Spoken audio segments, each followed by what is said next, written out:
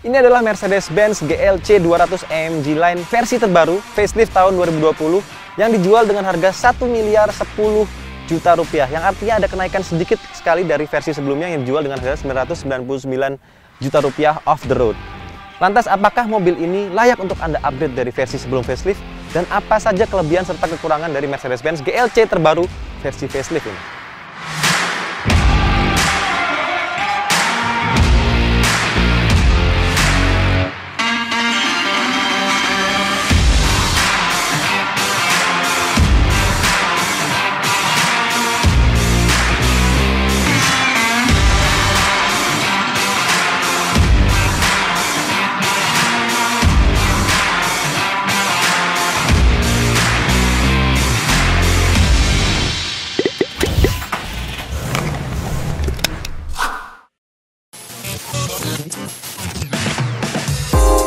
Mercedes-Benz GLC terbaru ini sudah dirakit secara lokal di Wana Herang, tepatnya di Gunung Putri, Bogor. Dan ini adalah satu-satunya varian sekarang, yaitu Mercedes-Benz GLC 200 AMG Line. Yang baru adalah mulai dari lampunya sekarang yang sudah menggunakan desain baru, mengikuti Mercedes-Benz C-Class yang baru juga, tapi di sini mungkin agak sedikit berbeda soal LED daytime running lights-nya bentuknya berbeda dengan 6 buah lampu LED. Ini adalah LED high performance. Jadi lampu ini tidak bisa berbelok ke kanan ke kiri sesuai dengan arah kemana Anda akan pergi. Dia hanya akan mengatur ke atas ke bawah saja. Dan karena mobil ini adalah trim AMG Line, sehingga bumpernya juga memang sekarang tampilannya lebih agresif, menggunakan trim AMG Line dengan grill diamond baru. Jadi ini membuat Mercedes-Benz GLC 200 sekarang terasa lebih mewah lagi, dan bahkan mungkin sekaligus sporty. Saya suka dengan ubahan seperti ini. Selanjutnya ada velg yang baru juga. Velgnya sekarang menggunakan ring 20, lebih besar 1 inci dari sebelumnya, karena sebelumnya 19 inci. Dan karena velg ini berukuran lebih besar, sehingga memang tampilan rem cakramnya ini terasa lebih kecil, padahal ini tidak berubah dari sebelumnya. Dan saya juga suka sekali bagaimana Mercedes-Benz sekarang memberikan velg seperti ini di Mercedes-Benz GLC 200, karena sekarang membuat mobil ini jadi lebih macho lagi, lebih maskulin dari sebelumnya. Di bagian samping dan belakang memang tidak terlalu banyak ubahannya, karena yang berubah di bagian samping hanya velgnya. Kemudian di bagian belakang ada lampu baru juga yang sudah full LED. Sekarang tampilannya jadi lebih mewah lagi. Tapi untuk bumpernya ini masih sama. Dan kabar buruknya untuk bumper justru sebelumnya Mercedes-Benz GLC 200 itu knalpotnya keluar dari benar-benar bumper ini, knalpot yang ada di bumper ini. Tapi sekarang justru keluarnya ke bagian bawah, bukan berlanjut ke bumpernya. Dan dua-duanya bumper ini, knalpot artifisial ini benar-benar tidak bolong, hanya hiasan saja, dan knalpotnya turun ke bagian bawah.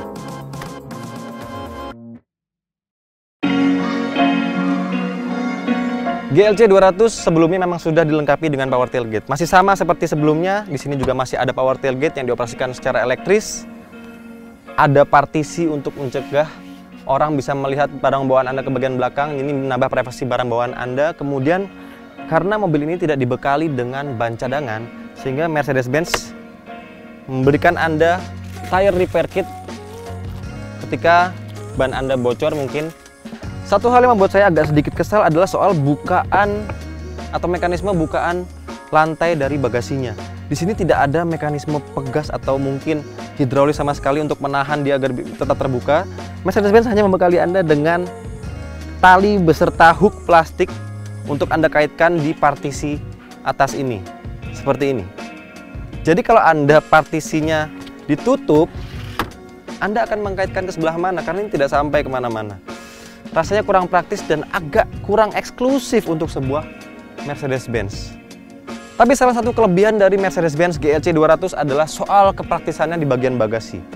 Anda bisa melipat partisi ini, Anda bisa melepasnya dan Anda tinggalkan di rumah. Kemudian kalau Anda ingin menambah kapasitas bagasi, Anda tinggal memencet satu tombol untuk melipat bangku baris kedua dengan praktis. Bahkan ketika melipat, bangku baris kedua tersebut tidak tersangkut dengan safety belt untuk bangku baris kedua, karena memang posisi safety beltnya sudah diberikan rel khusus di bagian samping-samping dari baris kedua. Dan seketika Anda mendapatkan ruang bagasi yang rata lantai, bahkan sampai ke bagian depan. Ini menjadi kelebihan tersendiri untuk Mercedes-Benz GLC 200 AMG Line.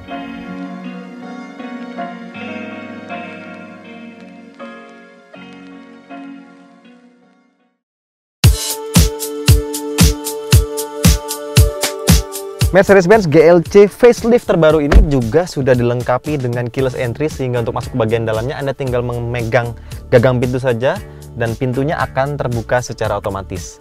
Dan ketika masuk ke dalam kabin, Anda memencet tombol engine start, dan kursi ini serta setirnya juga akan kembali ke posisi Anda semula, karena mobil ini juga sudah dilengkapi dengan easy access, sehingga ketika Anda masuk dan keluar dari dalam kabin mobil ini menjadi lebih mudah, karena dia akan mundur otomatis, setirnya juga akan naik otomatis, sehingga Anda punya ruang yang baik untuk keluar maupun masuk dari mobil. Hal baru yang pertama mulai dari engine start button yang tadi saya pencet. Ini desainnya baru, jadi lebih modern lagi, tidak seperti sebelumnya. Kemudian juga instrumen clusternya langsung terlihat. Ini memang benar-benar baru karena instrumen clusternya sekarang sudah full digital, sama seperti Mercedes-Benz C200 yang terbaru. Sama seperti ini, Anda juga bisa mengubah tampilannya. Ada 3 pilihan, yaitu Sport, Classic, dan Progressive. Hal baru berikutnya ada dari lingkar kemudi yang sekarang juga sudah menggunakan AMG Line, setir dari AMG Line, sama seperti di Mercedes-Benz lainnya dengan trim AMG Line. Ini adalah AMG Line terbaru, setirnya dengan flat bottom dan tampilannya sekarang jadi lebih sporty, terasa lebih eksklusif, sama seperti Mercedes-Benz lainnya yang terbaru, dengan 2 buah pedal shift di bagian balik setirnya. Kemudian satu hal yang paling saya suka dari setir ini adalah pengaturannya sekarang sudah elektris, sehingga sudah memudahkan Anda, memudahkan semua orang untuk mengatur dan tidak perlu mengeluarkan terlalu banyak untuk mengatur teleskopik maupun tiltnya.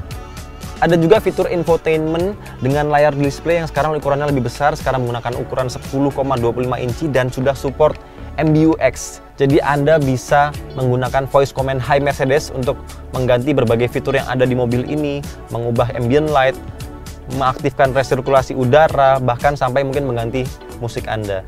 Selain itu, head unit ini juga tentunya sudah dilengkapi dengan fitur Apple CarPlay dan Android Auto. Kemudian karena ini adalah MBUX terbaru, sehingga swivel control di bagian tengah yang tadinya ada di Mercedes-Benz GLC yang lama, sekarang sudah berubah menjadi touchpad seperti Mercedes-Benz terbaru. Tapi untuk layout interiornya semuanya masih sama seperti Mercedes-Benz C-Class, seperti Mercedes-Benz GLC sebelum facelift, dan ini sudah sangat baik kualitasnya. Desainnya juga menurut saya masih cukup up to date dengan cita rasa yang agak sporty, tapi juga termasuk salah satu yang paling eksklusif rasanya. Mercedes-Benz GLC terbaru ini sekarang juga sudah dilengkapi dengan kamera 360, lengkap dengan parkir sensor sonar. Jadi Anda tidak perlu khawatir lagi ketika Anda ingin bermanuver di jalan sempit atau mungkin Anda parkir. Apalagi ketika Anda parkir juga bisa dibantu dengan fitur parkir otomatis yang sudah tersedia secara standar di Mercedes-Benz GLC 200 AMG Line terbaru ini. Kemudian mengikuti perkembangan zaman, mobil ini sebenarnya sudah punya kepraktisan yang sangat baik dari dulu. Apalagi ketika berkaitan dengan kartu tol atau mungkin kartu parkir Anda sudah disediakan tempat untuk meletakkannya. Ada slot 2 buah di bagian kanan lingkar kemudi. Anda bisa meletakkan 2 kartu di bagian sini, dan ini saya suka sekali bagaimana Mercedes-Benz memperhatikan berbagai detail kecil seperti ini. Yang paling saya suka dari Mercedes-Benz GLC 200 terbaru ini adalah soal kualitasnya, bagaimana Mercedes-Benz bisa mempertahankan kualitas bahan yang digunakan di dalam kabin mobil ini. Pertama, mulai dari panel kayu open pore ini yang kesannya benar-benar membuat mobil ini jadi terasa lebih eksklusif lagi, terasa mewah, membuat Anda lebih betah lagi. Ditunjang dengan ambient light yang ada 64 pilihan warna, bahkan Anda bisa memilih ada animasinya dengan 2 perpaduan warna.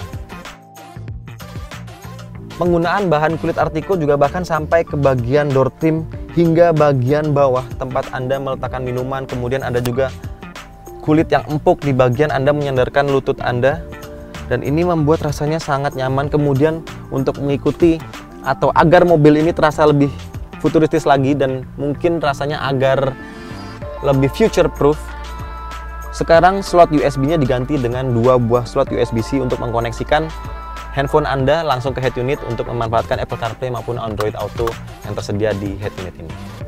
Tapi sepertinya saya merasa kehilangan sesuatu di sini.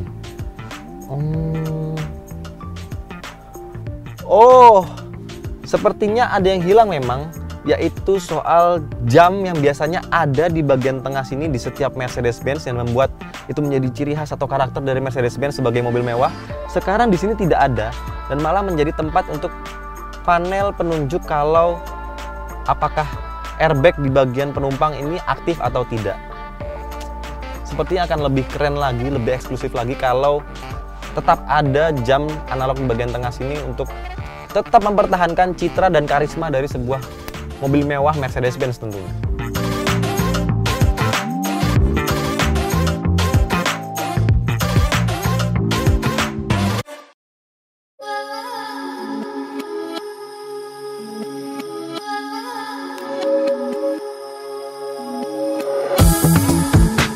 Di bagian belakang, rasa yang saya dapatkan memang masih rasa yang sama dengan sebelum facelift.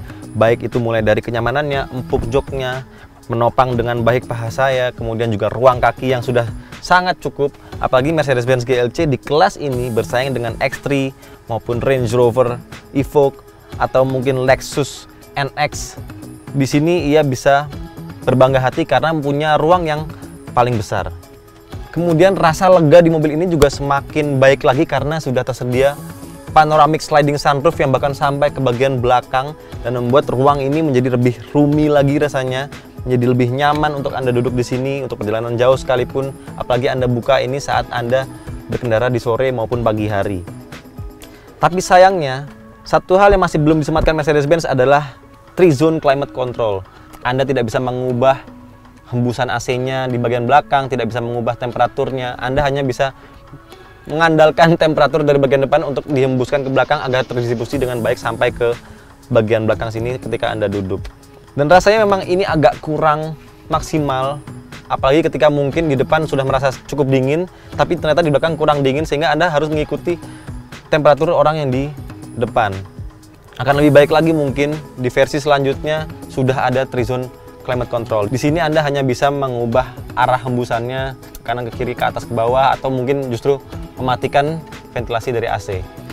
Di bagian belakang juga masih tersedia 2 buah slot USB, sekarang USB-C 2 buah, ada slot 12 volt juga yang bisa Anda koneksikan untuk meletakkan aksesoris lagi, untuk menambah kapasitas atau daya mencharge gadget Anda lagi, menambah banyak lagi. Dan untuk yang lainnya seperti ambient light masih sampai ke bagian belakang, bahkan kualitasnya juga masih terjaga sampai ke bagian belakang, bahkan sampai ke bagian bawah sini. Dengan ruang yang lega seperti ini, rasanya agak sayang kalau bagian sandarannya ini memang sekarang tidak bisa direbahkan lagi, tidak bisa diatur kerebahannya. Ini sudah fix. Anda hanya bisa melipatnya sebagai tambahan ruang bagasi saja. Tapi Anda bisa mungkin membuat Anda lebih nyaman lagi dengan mengaktifkan handrest. Ada tempat penyimpanan tertutup di bagian tengahnya, kemudian ada 2 buah cup holder seperti biasa. Mungkin akan lebih baik lagi kalau GLC selanjutnya nanti backrestnya ini bisa direbahkan lagi, diatur paling tidak walaupun sedikit, jadi Anda punya posisi yang jauh lebih nyaman lagi dari sebelumnya.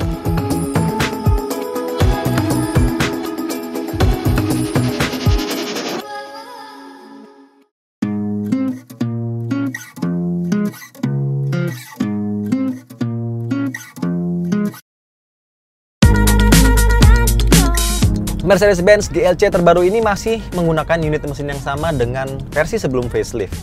Hanya saja tenaga dan torsinya yang figurnya berbeda. Kapasitasnya masih sama, 1991 cc atau dibulatkan menjadi 2000 cc dibantu turbo. Sekarang bisa menghasilkan tenaga hingga 197 horsepower dengan torsi 320 Nm. Sedangkan sebelumnya tenaganya hanya 184 horsepower dengan torsi 300 Nm. Artinya ada sedikit penambahan tenaga yang hasilnya mungkin akan berefek sedikit pada konsumsi bahan bakar. Tapi uniknya, hasil pengetesan kami, mobil ini di dalam kota bisa berjalan sejauh 9,1 km per liter dan di rute tol bisa mencapai 14,5 km per liter. Yang artinya tidak terlalu jauh figur tersebut atau hasil pengujian kami dengan versi sebelum facelift. Ini menjadi hal yang baik mengingat bobotnya juga pasti di mobil ini bertambah karena ukuran velg yang lebih besar, kemudian ada panoramic sliding sunroof, ada berbagai elektronik yang ditambahkan lagi. Jadi Anda masih mendapatkan konsumsi bahan bakar yang mungkin bisa terbilang biasa saja di kelas ini. Karena rival-rivalnya ada yang bisa lebih irit dan mungkin ada yang hampir menyamai. Untuk akselerasinya dari 0 ke 100 km per jam, mobil ini menuntaskan dalam 7,8 detik. Dan ini angka yang masih sama dengan versi sebelum facelift. Yang menjadi kelebihan utama dari Mercedes-Benz GLC adalah bantingan suspensinya. Mobil ini punya bantingan suspensi yang sangat empuk, membuat Anda berkendara dengan mobil ini terasa sangat nyaman ketika harus melibas jalan yang berkontur buruk, jalan-jalan berlubang di tol seperti yang saat ini saya lewati. Itu akan menjadi sangat menyenangkan, tapi sayangnya konsekuensinya memang untuk handling mobil ini terasa agak malas. Walaupun mungkin tidak yang terlalu malas, tidak lemot sekali, tapi rasanya banyak sekali body roll di mobil ini ketika Anda jak bermanuver. Dan yang menunjang kenyamanan di mobil ini adalah soal kekedapan kabinnya. Dengan bantingan suspensi yang empuk, kekedapan kabin yang sangat baik, ini rasanya menjadi kombinasi yang sangat tepat untuk Anda gunakan sehari-hari di perkotaan maupun Anda perjalanan jauh sekalipun. Kemudian di versi terbaru ini Anda juga ditunjang dengan fitur keselamatan yang tergolong sangat lengkap.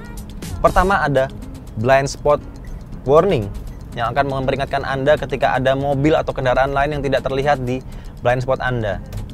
Kemudian ada fitur active lane keeping assist yang akan membelokkan kendaraan ketika Anda melewati garis marka jalan. Dan ini menjadi fitur keselamatan yang cukup penting, apalagi ketika Anda perjalanan jauh, mungkin melewati tol yang panjang. Ini akan sangat membantu Anda melakukan perjalanan yang lebih aman. Dan asiknya, active lane keeping assist ini tidak langsung mengubah arah setir, tapi dia juga mengintervensi mobil dengan mengaktifkan rem sedikit dan dia hanya membelokkan sedikit sekali agar tidak sampai keluar dari jalur. Jadi tidak seperti di mungkin mobil rivalnya yang langsung membanting setir ketika Anda melewati marka jalannya sedikit. Di sini terasa lebih bersahabat, terasa tidak mengagetkan. Selain itu, ada juga active brake assist yang bisa membantu Anda untuk mengerem ketika Anda mungkin lengah di depan saat Anda berada di kemacetan, atau mungkin Anda saat mundur keluar dari parkiran tidak terlihat kendaraan yang akan melintas, dia akan otomatis mengerem. Walaupun mungkin sistem pengeremannya agak sedikit mengagetkan untuk Anda yang pertama kali membawa mobil ini, tapi itu akan sangat berguna sekali untuk membantu Anda berkendara lebih nyaman tentunya dan lebih aman dengan meminimalkan resiko kecelakaan. Selain itu yang dari dulu sudah ada, yaitu adanya attention assist. Sistem ini akan membantu memantau keadaan Anda. Dia akan membaca bagaimana kebiasaan mengemudi Anda, sudah berapa lama Anda mengemudi, dan dia akan mengingatkan ketika Anda sudah terlalu lama mengemudi untuk beristirahat, segera mencari tempat untuk istirahat. Hal yang paling saya suka dari Mercedes-Benz ketika Anda mengemudi di kemacetan adalah fitur brake hold-nya. Fitur brake hold ini bekerja dengan sangat baik, sangat membantu Anda, dan tentunya akan aktif sesuai dengan keinginan Anda. Anda bisa mengaktifkannya hanya dengan menginjak pedal rem lebih dalam, dia akan langsung otomatis aktif brake hold-nya, dan kalau Anda ingin berjalan, Anda tinggal menginjak rem lagi atau menginjak pedal gas saja. Ini sangat menyenangkan dan sangat membantu. Konsumsi bahan bakar mobil ini juga ditunjang dengan adanya mode berkendara. Dan seperti biasa, Mercedes-Benz memiliki berbagai mode berkendara. Untuk Mercedes-Benz GLC terbaru ini ada 5 mode berkendara. Yang pertama ada Eco, kedua ada mode Comfort, ketiga Sport, keempat Sport Plus, dan tentunya individual yang bisa Anda set sesuai dengan kesukaan Anda. Tapi yang berubah dari mode berkendara ini tidak ada pada bagian suspensi. Karena bagian suspensinya fix, tidak bisa diubah, tidak menggunakan suspensi adaptif, sehingga yang berubah hanya bagian agresivitas dari mesin, kemudian juga bobot kemudi, dan tentunya traction control dari mobil ini akan menyesuaikan sesuai dengan mode berkendara yang Anda pilih.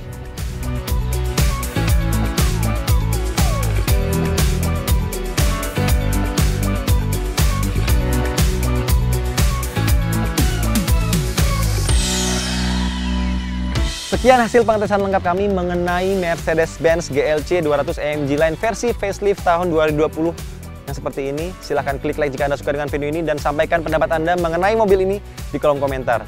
Jangan lupa subscribe, klik icon lonceng, dan tentunya download aplikasi kami yang sudah tersedia di Google Play Store maupun App Store. Terima kasih sudah menyaksikan, sampai jumpa di video berikutnya.